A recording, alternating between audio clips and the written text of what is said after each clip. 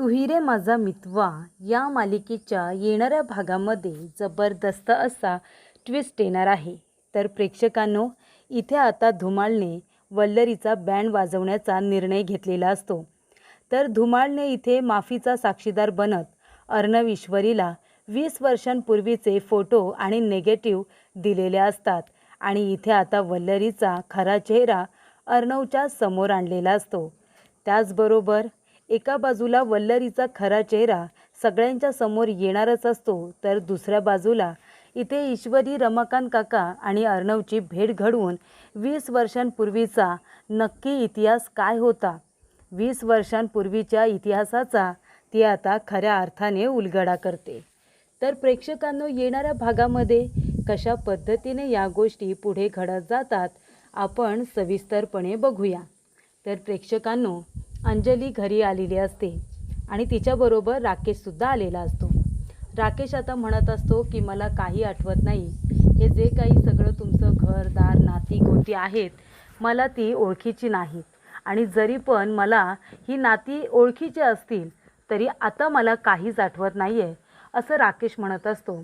त्याने अंजलीकडून थोडासा वेळ हा मागून घेतलेला असतो आणि त्यामुळे प्रेक्षकांनो, अंजलीने तो वेळ राकेशला देण्याचा निर्णय घेतलेला असतो.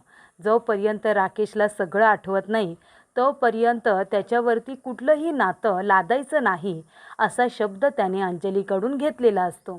तेव्हा घरी आल्यानंतर इथे आता राकेशला जरी पण काही आठवत असेल किंवा नसेल तरीसुद्धा असा त्या ठिकाणी बसलेला असतो जणू काही त्याला ते घर परका आहे. पहिल्यांदाच तो त्यांच्या घरी आलाय अशा पद्धतीने तो वागत असतो. तेव्हा ईश्वरी अर्णवकडे जाते आणि त्याला म्हणत असते की अर्णव सर, तुम्हाला माहिती आहे का, तो राकेश आहे ना, घरी आल्यानंतरसुद्धा नाटकेच करतोय, असा खाली बसलाय जणू काही हे घर त्याला परकच आहे. तेव्हा अर्णव म्हणत असतो कदाचित त्याला खरोखर काही आठवत नसेल. तेव्हा ईश्वरी म्हणते, सर माझ्याकडे एक आयडिया आहे, आपण बघूया ना त्याला काही आठवतंय की नाही ते. तेव्हा प्रेक्षकांनो, इथे आता ईश्वरीने काही गोष्टी अर्णवला सांगितलेल्या असतात. ती म्हणते आपण एक काम करूया, आपण आता राकेशला अशा काही गोष्टी सांगायच्या ज्या त्याला खोट्या वाटतील आणि तो पटकन काहीतरी खरं बोलून बसेल. तेव्हा अर्णव म्हणतो की ठीक आहे, चल आपण आता निदान प्रयत्न करूया हे जाणून घेण्याचा की तो खरं बोलतोय की ॲक्टिंग करतोय अगदी नेहमीप्रमाणे. तेव्हा इथे आता अर्णव आणि ईश्वरी दोघेजण राकेशकडे आलेले असतात आणि राकेशला अर्णव म्हणत असतो की जीजू, तुम्ही असे काय बसलात, हे बघा हे घर आता तुमचंच आहे, तुम्हाला काही आठवत नसेल म्हणूनच चला मी तुम्हाला आता आमचं घर दाखवतो. राकेश म्हणतो ठीक आहे दाखवा, म्हणजे जरी नाही दाखवलं तरी काही प्रॉब्लेम नाही, तसंही मला काही आठवत नाही आहे, पण तुमची इच्छा असेल तर जरूर दाखवा, मी बघायला तयार आहे. तेव्हा अर्णव म्हणतो की चला. ईश्वरी म्हणते की हे बघा, तुम्ही हॉल तर आता बघितलाच नाही का. तेव्हा राकेश म्हणतो हो ना, तुमचं एवढं मोठं घर बघून मी अक्षरशः भारावून गेलो. तेव्हा ईश्वरी म्हणते तेच, हा आमचा हॉल, आणि तुम्ही माहिती आहे का जीजू, इथेच तुमचा पाय सटकला आणि तुम्ही पडला होतात, तेव्हाच तुमच्या डोक्याला इतका मार लागला. तेव्हा अर्णव म्हणतो की बरोबर, इथेच तुमचा पाय सटकला होता आणि तुमच्या डोक्याला मार लागला होता. तेव्हा राकेश म्हणतो काय, खरंच मी इथे पडलो होतो. तेव्हा ईश्वरी म्हणते हो जीजू, इथे तुम्ही पडला, तुमच्या डोक्याला मार लागला आणि म्हणूनच कदाचित तुम्हाला काही आठवत नाही आहे. तेव्हा राकेश म्हणत असतो पाय घसरून पडल्यानंतर मला एवढं लागलं की मला काही आठवतच नाही आहे, कदाचित मला जोरात लागलं असेल, म्हणजे बघा ना पाय सटकून मला इतके टाके कसे काय पडू शकतात, इथे काही होतं का जे माझ्या डोक्याला जोरात लागलं असेल. तेव्हा ईश्वरी म्हणते हो ना, इथे एक आहे ना मोठा टोप होता आणि तो धारदार टोप तुमच्या डोक्याला लागला आणि त्यामुळेच तुमच्या डोक्यामध्ये इतके टाके पडलेत. तेव्हा राकेश म्हणतो हो का, नाही कदाचित बरोबर बोलताय तुम्ही, या घरात आहे ना तुम्ही दोघे मला चांगले वाटताय, माझा विश्वास आहे तुमच्या दोघांवरती. तुम्ही जर बोलताय की मी पाय घसरून पडलो तर कदाचित मी पाय घसरूनच पडलो असेल, असं राकेश म्हणतो. ईश्वरी आणि अर्णवच्या होला हो देत असतो.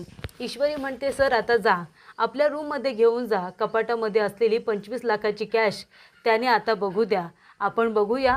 ती कॅश बघितल्यानंतर राकेशचे डोळे फिरतायत का, कारण राकेश आणि पैसा हे दोन कॉम्बिनेशन अगदी जवळचे असतात. पैसा बघितल्या राकेशची नियत फिरते हे ईश्वरीला माहिती असतं, म्हणूनच तिने आता राकेशची परीक्षा घेण्यासाठी हा प्रयोग आधी करायला सांगितलेला असतो. तेव्हा इथे ईश्वरीने सांगितल्याप्रमाणे अर्णवसुद्धा आता तेच करत असतो. अर्णव त्याला हळूहळू रूम दाखवायला नेतो. तो म्हणतो की आता ताईची रूम तर तुम्ही बघितलीत, ती तुमचीसुद्धा रूम आहे. आणि आता चला, आजी, मामा, मामी, त्याचबरोबर आकाश सगळ्यांच्या रूम दाखवलेल्या असतात. आणि मग इथे अर्णव म्हणतो ही माझी आणि मिस इंदौरची. मिस इंदौर म्हणजे माझी बायको, तिला मी मिस इंदौर म्हणतो.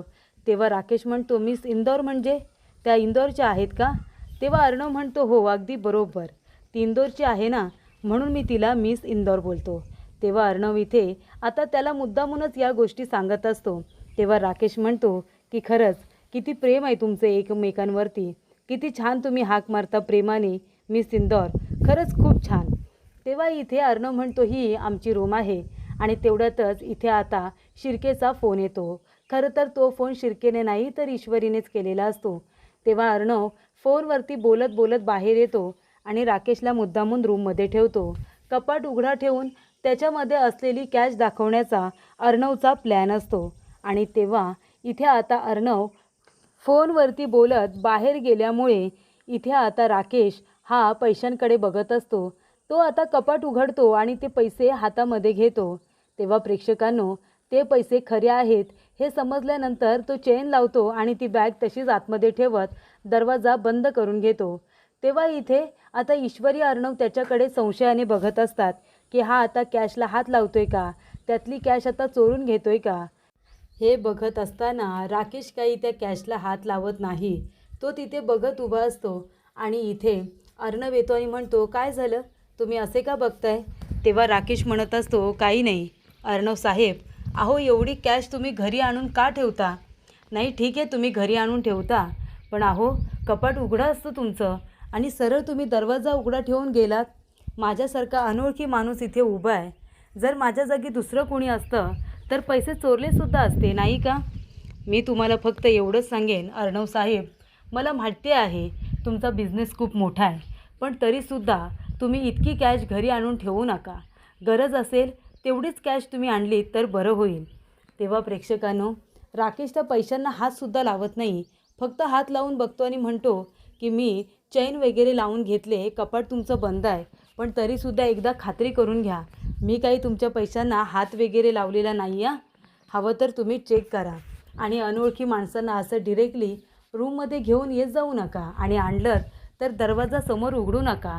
सगळेच माणसं काही चांगला विचार करत नाही, तुम्हाला मी सांगायची गरज नाही आहे. तेव्हा इथे अर्णव आणि ईश्वरी दोघे एकमेकांच्या तोंडाकडे बघायला लागतात.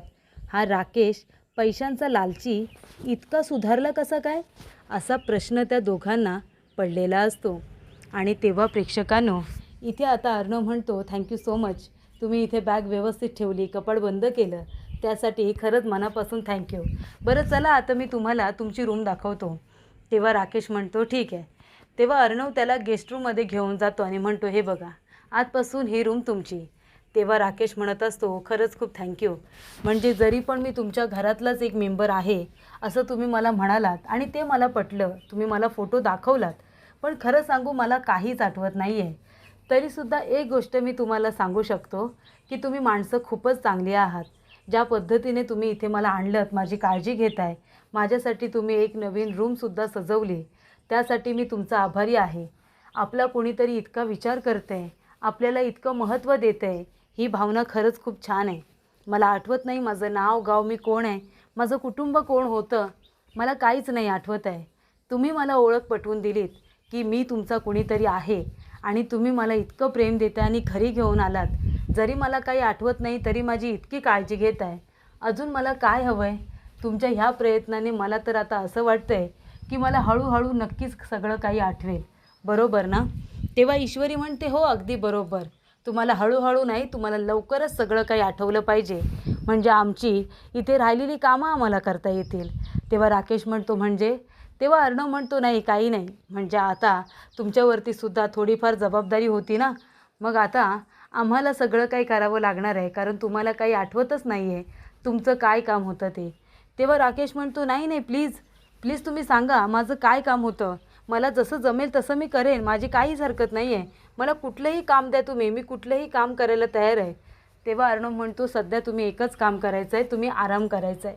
गरज पडल्यानंतर तुम्हाला सगळं काही आठवल्यानंतर तुम्हाला कामच करायचं आहे, बरोबर की नाही. तेव्हा इथे राकेश म्हणतो अगदी बरोबर, आणि मी तसंच करेन, मी तुमचं सगळं ऐकेन. असं आता राकेश अर्णवला म्हणत असतो. अर्णव म्हणतो मी सिंदर, ह्याला झाले तरी काय, याला खरोखर काहीच आठवत नाही आहे वाटतं. मी एवढं सगळं बोलतो आहे त्या सगळ्याला तो हो हो म्हणतो आहे. तेव्हा इथे ईश्वरी म्हणते सर, मला तर असं वाटतं आहे की हा सगळा ह्या राकेशचा प्लॅन आहे. तुम्ही याच्यावरती विश्वास ठेवू नका.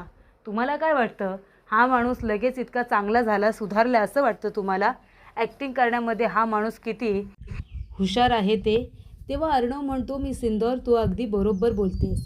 त्यानंतर सकाळी ईश्वरी आता तयार होते आणि ती मंदिरामध्ये गेलेली असते. रामनवमी असल्यामुळे आपल्या कुटुंबाच्या चांगल्या सुखासाठी प्रार्थना करायला ती गेलेली असते. आणि तेव्हा प्रेक्षकांनो, मंदिरामधून येत असताना तिथून आता भाविकांची एक रॅली जात असते. तर इथे जय श्रीराम करत काही भाविक जात असतात. आणि तेव्हा इथे ईश्वरीला एका व्यक्तीची धडक लागते. तेव्हा ती व्यक्ती जेव्हा बघते तेव्हा ईश्वरीला ती ओळखीची वाटते. ईश्वरी म्हणत असते ह्या बाबांना मी कुठे बघितलं आहे का. तेव्हा तिला पटकन आठवतं, तिने त्या व्यक्तीला सुप्रियाबरोबर फोटोमध्ये बघितलेलं असतं. ती व्यक्ती दुसरी तिसरी कुणी नसून अर्णवचे बाबा असतात, ते रमाकांत काका असतात. ती म्हणते बाबा, मी तुम्हाला कुठेतरी बघितलं आहे. ते म्हणतात की तुम्हाला आम्हाला इथे आता निर्माण करणारा तो एकच, तो परमेश्वर. आणि जय श्रीराम म्हणत ते आता ईश्वरीच्या हातामध्ये फूल देतात आणि तिथून सरळ निघून जातात. तेव्हा ईश्वरी म्हणते की हे तर अर्णव सरांचे बाबा आहेत, मला काही करून त्यांना थांबवायला हवं.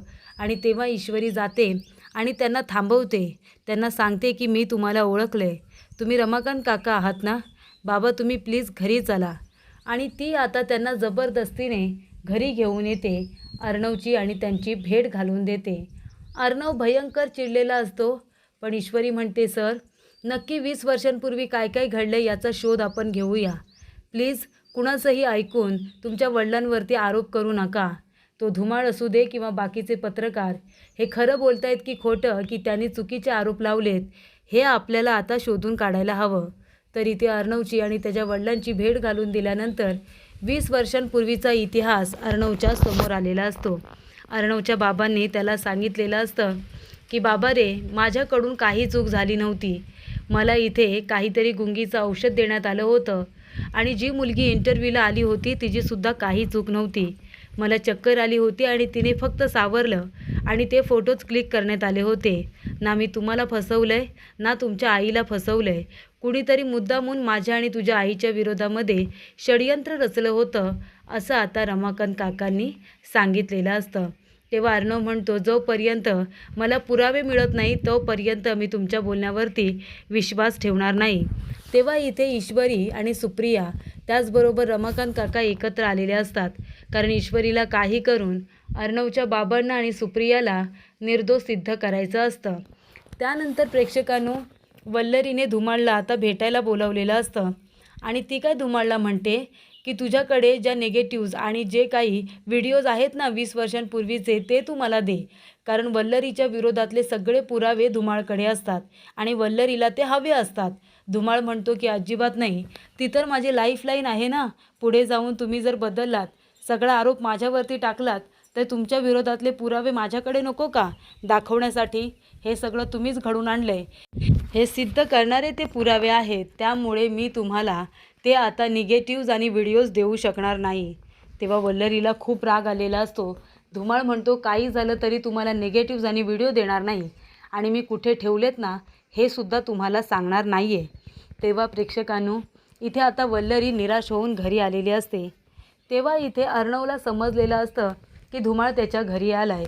तेव्हा अर्णव ईश्वरी दोघेजणं धुमाळच्या घरी जाऊन त्याला पकडतात आणि त्याला म्हणतात की प्लीज आता तरी पळून जाण्याचा प्रयत्न करू नका. तुम्हाला जर 20 वर्षांपूर्वीचं काही माहिती असेल तर आम्हाला सांगा, कारण कुणाच्या तरी आयुष्याचा प्रश्न आहे. तेव्हा प्रेक्षकांनो, किती जणांचे आयुष्य उद्ध्वस्त झाले त्या फोटो आणि व्हिडिओमुळे, ते ईश्वरीने धुमाळला सांगितलेलं असतं. तुमचीसुद्धा मुलगी आहे आणि मी सुद्धा कुणाची तरी मुलगी आहे, पण हे बघा काही गैरसमज आमच्यामध्ये झालेले आहेत, त्यामुळे आमची नाती पणाला लागलीत. तुम्हाला जर काही माहिती असेल तर प्लीज आम्हाला सांगा. तेव्हा इथे आता धुमाळ म्हणतो, ठीक आहे, मी माफीचा साक्षीदार व्हायला तयार आहे. तुम्ही मला जेलमध्ये पाठवायचं नाही. माझ्याकडे काही पुरावे आहेत ते मी तुम्हाला देईन. तेव्हा 20 वर्षांपूर्वीचे पुरावे इथे आता धुमाळने अर्णवला देण्याचा निर्णय घेतलेला असतो. तशी ही वल्लरी धुमाळला ब्लॅकमेल करत असते, त्याला मारण्याच्या धमकी देत असते.